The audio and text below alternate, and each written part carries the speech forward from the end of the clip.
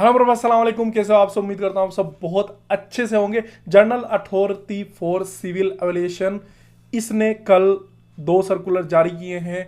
क्या सर्कुलर जारी किए हैं उसका वेट आप भी कर रहे थे, हम भी कर रहे थे। ट्रैवलिंग को लेकर के दो सर्कुलर जारी हुए हैं। अगर आप सऊदी अरब में किसी भी कंट्री से आना चाहते हैं तो आपको इन गाइडलाइंस का पता होना चाहिए। तो चलिए इस वीडियो में आपको डिटेल से बताता हूं कि क्या सर्कुलर है और क्या एडवाइजरी नई जारी की गई है। तो इस वीडियो को स्टार्ट करेंगे। वीडियो अगर आपको अच्छी लगी तो वीडियो को लाइक कर देना, चैनल को सब्सक्राइब कर सकते हो और वीडियो को शेयर भी कर सकते हो। चलिए स्टार्ट करते हैं।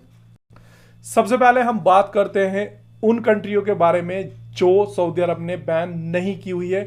जो कंट्री बैन है जैसे इंडिया, पाकिस्तान, श्रीलंका, बांग्लादेश, इन कंट्रियों को हम एक साइड में रख देते हैं। जो कंट्री बैन नहीं है उनकी बात करते हैं पहले, बाद में इनकी बात करेंगे। अगर आप उन कंट्रियों से सऊदी अरब में आ रहे हो तो आपको इन चीजों का पता होना चाहिए। 20 मई के बाद 20 मई के बाद एक नया कानून लागू हो जाएगा जिसमें आपको, अगर आप उन कंट्रियों से आ रहे हो जिसमें बैन नहीं है, तो आपको, अगर आप आ रहे हो तो आपकी जो वैक्सीन है, जो कोविड-19 की वैक्सीन है, अगर आपने उसकी दोनों डोज लगवा ली है तो ठीक है, आप आ सकते हो। आपके पास में गवर्नमेंट की तरफ से इशू सर्टिफाइड आपका जो पेपर है, जो वैक्सीन आपने लगवाई है उसका पेपर आपके पास में होना चाहिए, तो आप आ सकते हो, कोई दिक्कत नहीं है। और आपको यहां पर कोई क्वारंटीन नहीं किया जाएगा। लेकिन अगर वो लोग आते हैं जिन्होंने वैक्सीन नहीं लगवाई है, वैक्सीन की डोज जिनकी कंप्लीट नहीं हुई है, और वो लोग उन कंट्री से सऊदी अरब में आते हैं जो कंट्री सऊदी अरब ने बैन नहीं की हुई है, तो आपको सऊदी अरब में 7 डेज क्वारंटीन होना पड़ेगा। 7 डेज क्वारंटीन। आप किसी होटल में नहीं होंगे, आप अपने घर पे जाके 7 डेज क्वारंटीन नहीं होंगे, आप अपनी कंपनियों में जाके 7 डेज क्वारंटीन नहीं होंगे। अब आपको गवर्नमेंट प्रोवाइड करेगी सैलेटर या फिर जो भी जगह वो आपके लिए बनाएगी, वहां पर आपको एयरपोर्ट से उतरने के बाद में आपको वहां पर ले जाया जाएगा और 7 दिन आप वहां पर क्वारंटीन रहोगे। जैसे ही आप वहां पर जाओगे आपका कोरोना वायरस का टेस्ट होगा। पहले दिन आपका टेस्ट होगा और लास्ट के 7वें दिन आपका टेस्ट होगा। अगर आपकी रिपोर्ट निगेटिव है तो आप जा सकते हो। इसकी वजह से सऊदी गाका ने सारी जितनी भी एयरलाइंस है सऊदी अरब में उड़ान भरती हैं या फिर यहाँ पर आती हैं, सऊदी एयरलाइंस हो या फिर कतर एयरलाइंस हो या फिर एमिरेट्स हो या फिर गल्फ एयरलाइंस हो, जो भी एयरलाइंस हो, सबको सर्कुलर जारी कर दिए गए हैं कि सारी एयरलाइंस अपने अपने प्राइस को इंक्रीज कर दें, प्राइस को बढ़ा दें। प्राइस किस लिए बढ़ाने के लिए बोला गया है? प्राइस बढ़ाने के लिए इसलिए बोला गया है क्योंकि अब जो क्वारंटीन का खर्चा है 7 दिन का, वो आपके टिकट में ऐड हो जाएगा। आपको अगर कोई भी हेल्थ की वजह से कोई भी प्रॉब्लम है, कोई बीमारी है, आपकी तबीयत बिगड़ जाती है, उसका खर्चा आपके टिकट में ऐड हो जाएगा।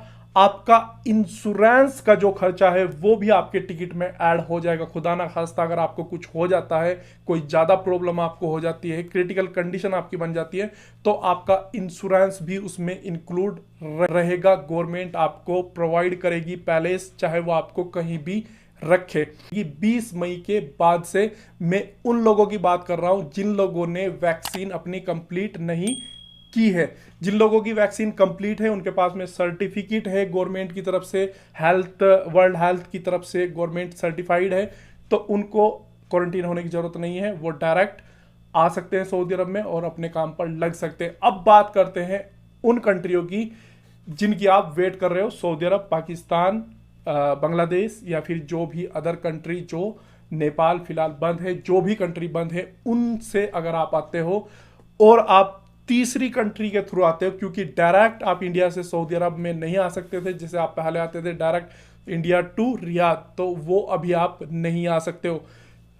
तो अगर आप थर्ड कंट्री के थ्रू आते हैं, जैसे कि आप इंडिया से मालदीव जाते हैं और मालदीव से आप सऊदी अरब में आते हैं, तो आपके लिए भी सेम कानून लागू रहेगा। सेम तरीके से आप सऊदी अरब में आ सकते हो। आपको टिकट महंगा मिलेगा, सबसे पहली चीज 20 मई के बाद से।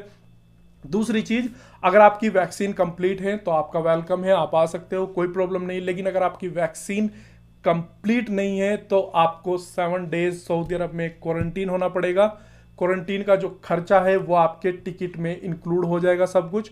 और जैसे ही आपकी पीसीआर रिपोर्ट आ जाती है कि आप निगेटिव हो, 7 डेज का आपका पीरियड पूरा हो चुका है, तो आप अपने कंपनी में, आप अपने घर पे, आप अपनी जगह पर जा सकते हो, कोई प्रॉब्लम नहीं है। इसमें कुछ और भी चीज बताई गई हैं, वो भी मैं आपसे अभी बता देता हूं। आपके पास में जो कोविड-19 की रिपोर्ट होनी चाहिए जब आप ट्रैवलिंग कर रहे हैं, तो कम से कम वो आप जब उस ट्रैवलिंग कर रहे हैं तो उससे एक दिन पहले कराएं। वो 72 घंटे वैलिड होनी चाहिए। एक्सपायर आपकी जो कोविड की रिपोर्ट है वो नहीं होनी चाहिए।